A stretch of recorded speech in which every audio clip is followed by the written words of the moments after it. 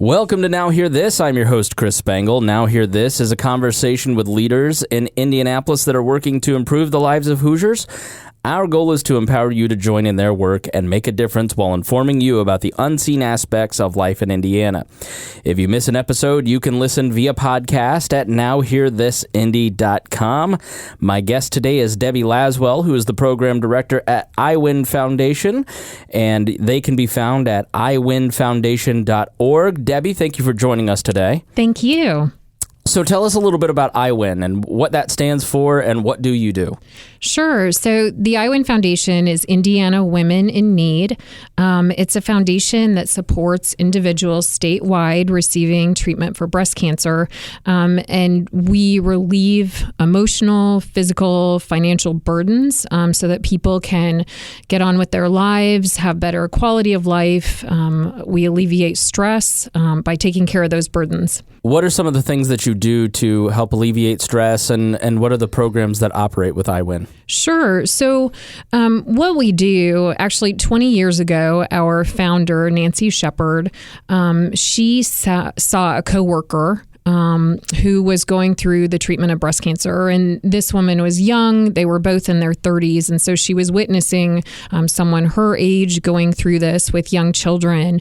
And what she saw was this coworker trying to juggle, a full-time job, motherhood, taking care of her family, going grocery shopping, putting meals on the table, while enduring, limited mobility because of mastectomy.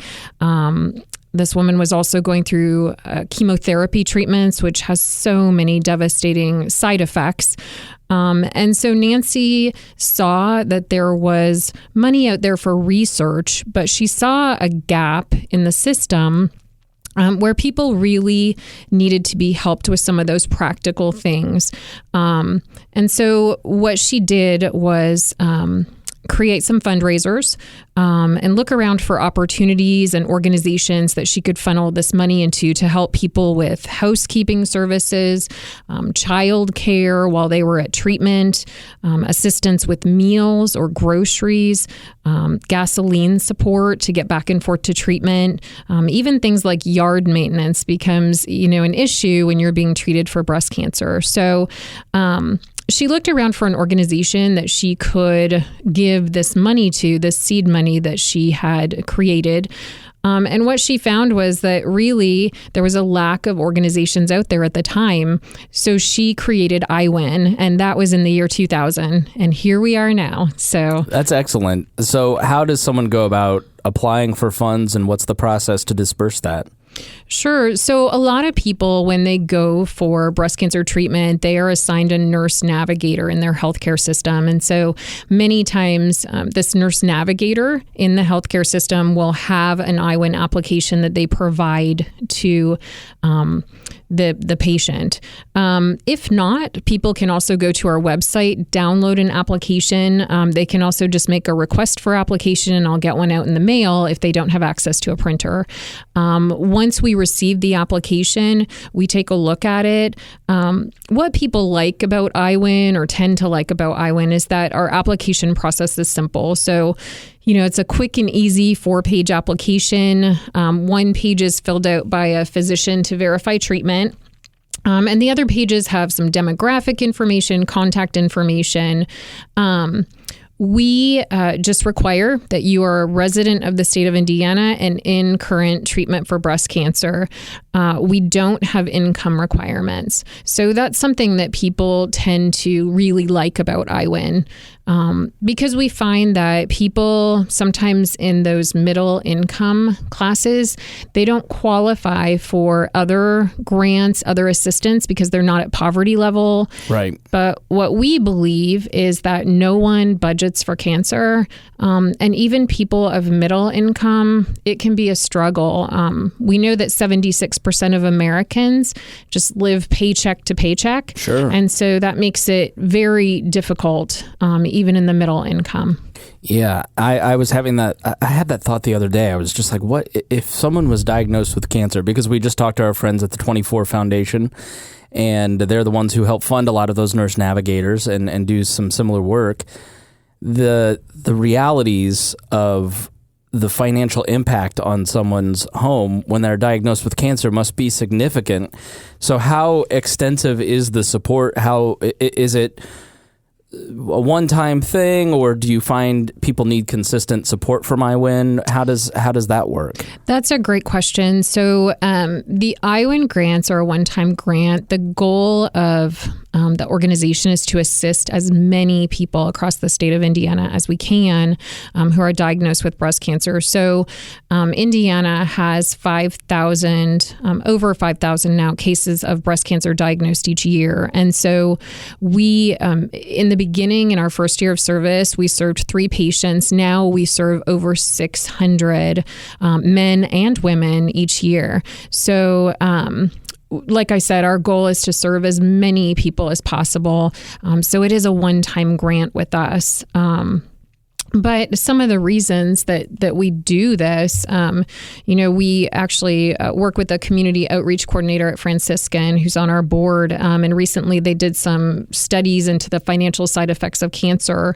And they find between 20 and 30% of women diagnosed with breast cancer will lose their jobs. And so there's a lot of just devastating, side effects of having breast cancer. And that's why we do what we do. Now, if you're okay talking about it, this is personal for you. Why?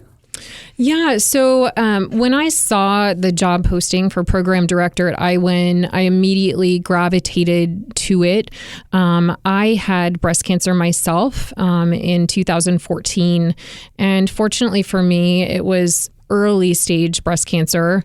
So I haven't had to go through many of the treatments, the debilitating treatments that a lot of the patients I work with have to endure.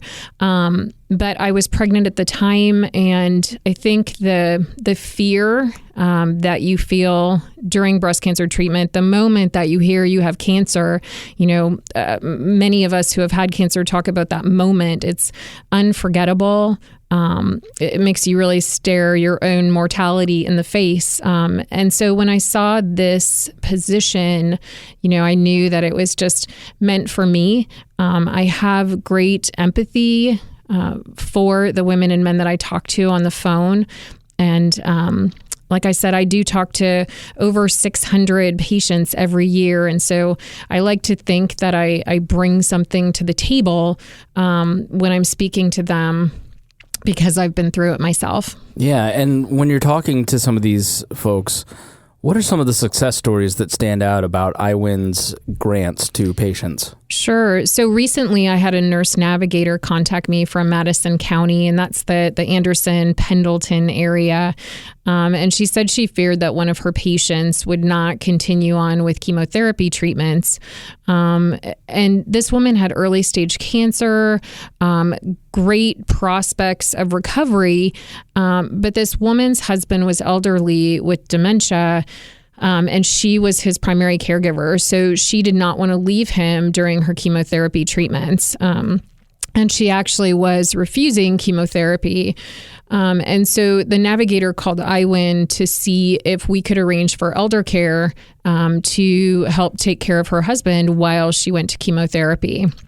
So, we talked to a couple of different companies up in that area, found a provider that kind of fit with financial restrictions, and we got that taken care of. And so she's doing chemotherapy now, and by all accounts doing well. So that's wonderful. What are some others that come to mind? Yeah, we have helped, actually in all 92 counties.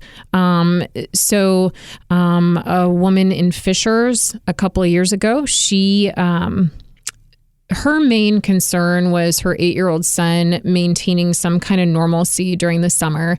So again, as she was going through chemotherapy, she was worried that his typical summer would be really impacted, and wanted to just maintain everyday life for him, wanted him to have some joy for the summer. So she negotiated some special rates for a summer camp, and IWIN was able to pay for that summer camp, to just create, a bubble for their family where they were safe for a little bit and where life just seemed normal for a little bit.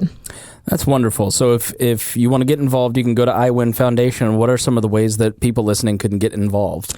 Yeah, so there's plenty that people can do. We have a lot of community support. In fact, third-party fundraisers, as we call them, are one of our biggest areas of growth. We've had organizations help to support us, like IMPD's Fall Cancer Awareness Campaign.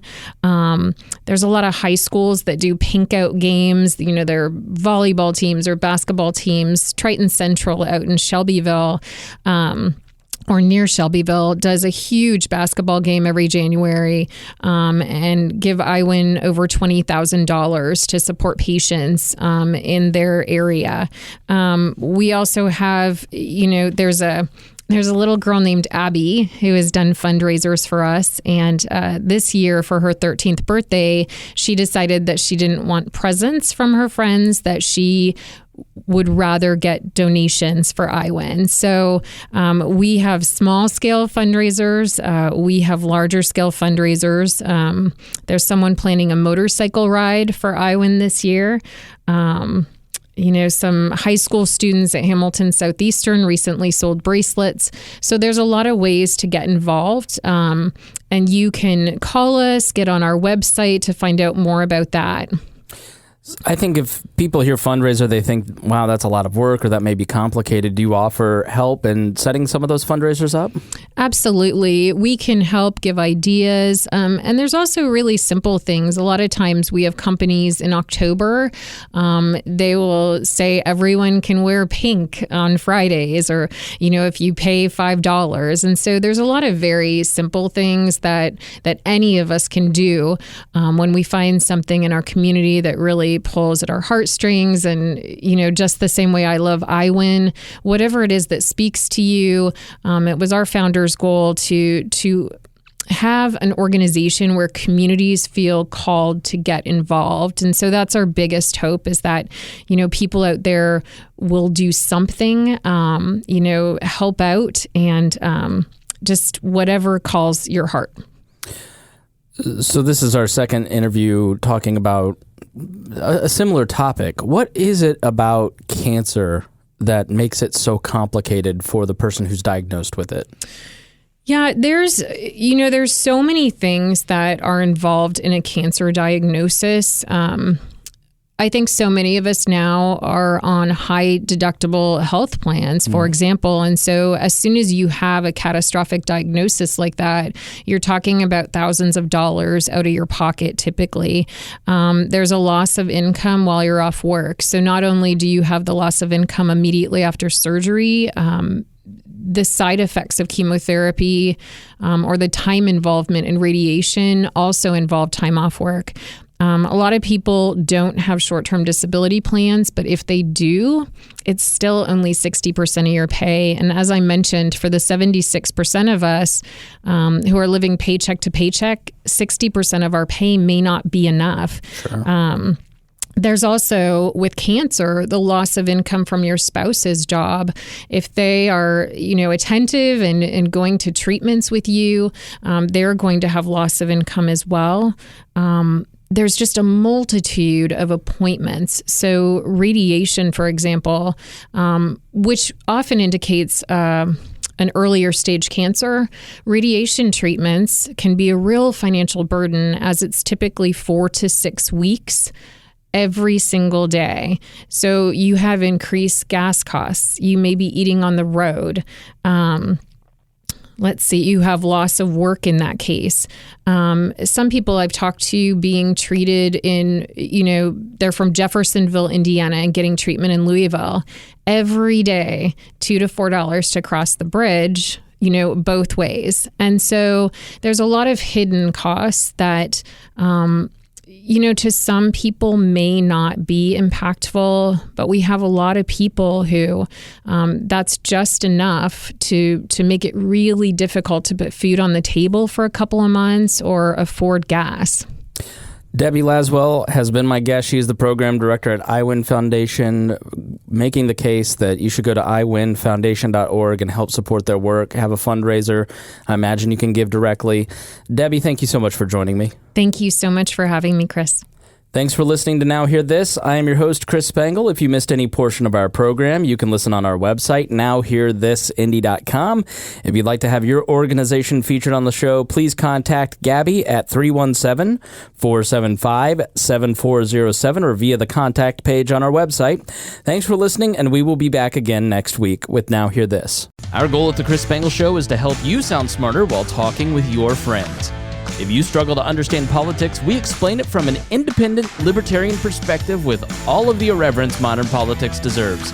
We toss out the screaming heads and put people before political parties and give context to the news to make you think. I'm the host. I'm a 15-year veteran of politics and media, and this show is published every Saturday. It's part of the We Are Libertarians network, and be sure to join Wall Plus for bonus podcasts, the complete archives, commercial-free shows, and more. Subscribe now at wearelibertarians.com.